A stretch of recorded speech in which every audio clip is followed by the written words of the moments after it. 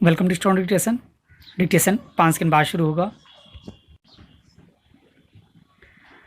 Ready start.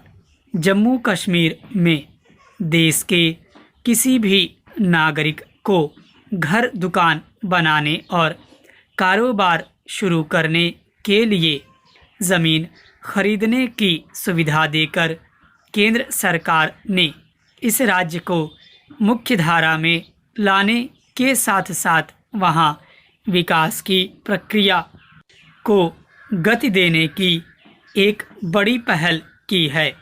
भेदभाव एवं अन्याय के साथ साथ अलगाववाद को बढ़ावा देने वाले अनुच्छेद 370 और 35A को खत्म करने के बाद ऐसा कोई फैसला लिया जाना प्रत्याशित ही था।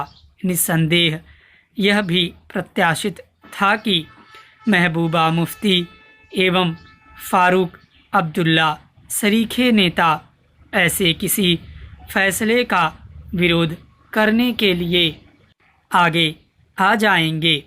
वे आ भी गए, लेकिन उनके बयान इसी की पुष्टि कर रहे हैं कि वे किस तरह कश्मीर को अपनी निजी जागीर समझकर चल रहे थे।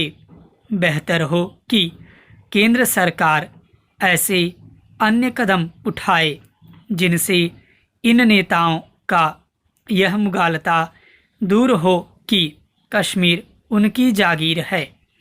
आखिर इसका क्या मतलब है कि कश्मीरी नेता तो कहीं भी ज़मीन जायदाद खरीद लें, लेकिन देश का अन्य कोई नागरिक और यहाँ तक कि कारोबारी भी वहाँ 1 इंच ज़मीन भी न खरीद सकें। कश्मीर में अलगाववाद इसीलिए पनपा क्योंकि कश्मीरी नेताओं ने स्थानीय लोगों के मन में जहर भर दिया था कि कश्मीरियत और भारतीयता अलग अलग चीज़ें हैं। आखिर कश्मीरियत या फिर किसी अन्य राज्य की संस्कृति भारतीयता से अलग कैसे हो सकती है? यदि कश्मीर में उद्योग व्यापार गति नहीं पकड़ सका तो कश्मीरी नेताओं की अलगाववादी राजनीति के कारण ही हजारों लोग काम धंधे के सिलसिले में जम्मू कश्मीर जाते हैं। वे राज्य की अर्थव्यवस्था की रीढ़ बनने के बावजूद चाहकर भी अपने लिए ज़मीन का एक टुकड़ा तक नहीं खरीद पाते थे। अब ऐसा नहीं होगा और इसका लाभ वहां जाकर काम धंधा करने वालों के साथ साथ जम्मू कश्मीर के लोगों को भी मिलेगा। जैसा शेष देश में होता है वैसा ही जम्मू कश्मीर में होना चाहिए और इसमें जो भी बाधा बने उससे सख्ती से निपटा जाना चाहिए। माना जा रहा है कि केंद्र सरकार के फैसले के बाद जम्मू कश्मीर में काम धंधे के सिलसिले में रह रहे हज़ारों लोग किराए का घर छोड़कर अपना घर खरीदना पसंद करेंगे। इससे रियल एस्टेट सेक्टर को तत्काल बल मिलेगा।